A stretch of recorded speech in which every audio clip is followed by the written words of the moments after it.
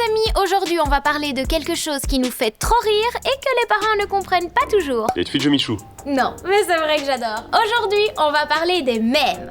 J'adore les tweets de Michou. Non mais j'adore Michou. Parce que j'ai dansé avec les stars. Oh mais il était trop chou. Vraiment, mais il était Michou. C'est là d'où vient son nom en fait. Peut-être. Non, il doit s'appeler Michel.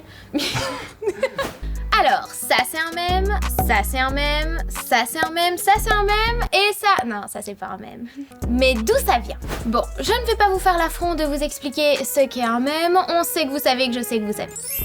L'origine du mot date d'il y a 45 ans. En 1976, le biologiste Richard Dawkins écrit un livre qui s'appelle Le gène égoïste. Je vous épargne les détails, mais l'idée centrale de ce livre est que le gène est l'élément clé de l'évolution. Et dans ce livre, Richard Dawkins va inventer le mot mème par l'association du mot gène et du mot mimésis qui veut dire imitation en grec. Ok super, maintenant on sait d'où le mot vient, mais je comprends pas trop le lien entre ça et le gène et le mimésis. En fait, il n'y a pas vraiment de lien fun entre les deux, c'est juste qu'un mème serait un phénomène culturel capable de se reproduire et de se transmettre comme un gène.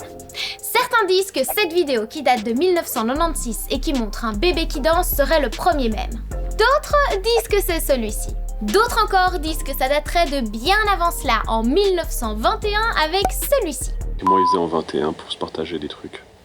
Par lettres. Ils s'envoient des photos de mèmes. Ils s'envoient des mèmes par photo.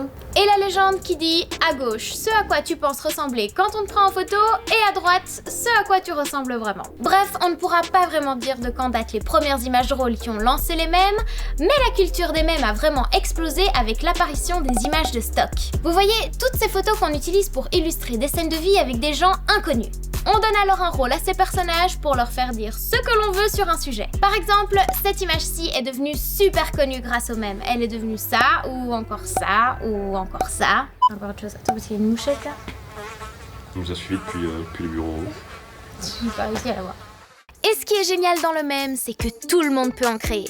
Une image de stock ou une capture d'écran bien choisie, une phrase rigolote, un partage sur les réseaux sociaux, et c'est fait. Et en plus, si les gens la comprennent, vous pouvez trop percer. Ouais. Ouais, we did it! We did it! We did it! Voilà, on a un mème. Oui, parce que comprendre un mème, c'est pas gagné. Parfois, il renvoie à la culture ou à la connaissance d'un groupe et on n'a pas la ref. Montrez vos mèmes préférés à vos parents et demandez-les s'ils les ont compris. Ben, pas toujours, parce qu'ils n'ont juste pas les codes. Et tous ces mèmes ne sont pas forcément drôles, parfois ils servent juste à passer des messages. Comme par exemple celui-ci où on voit les cheveux de Donald Trump sur l'étoile de la mort, la planète construite par Dark Vador dans Star Wars. Tu as vu Star Wars? Oui. Tu aimes? Oui. Ok, je te garde.